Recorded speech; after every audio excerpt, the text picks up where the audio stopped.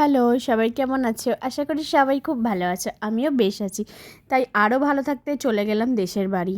হ্যাঁ, কেন দেশের বাড়ি বললাম সেটা বুঝতেই পারবে।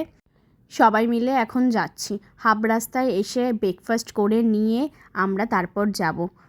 6 মাস ছাড়া ছাড়া একই জায়গায় ঘুরতে যাওয়াকে আমি দেশের বাড়ি ছাড়া আর অন্য কিছুর নাম দিতেই পারছি না। পৌঁছে গেছি আমাদের দেশের বাড়ি।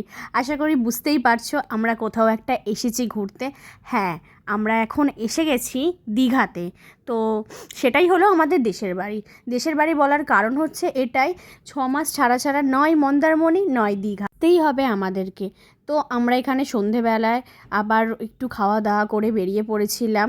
তারপর রাস্তায় গিয়ে একটু আইসক্রিম খেলাম। মিষ্টু আর রোহিত দুজনে মিলে একটু গাড়ি চাপলো আর একটু কেনাকাটি টুকটাক।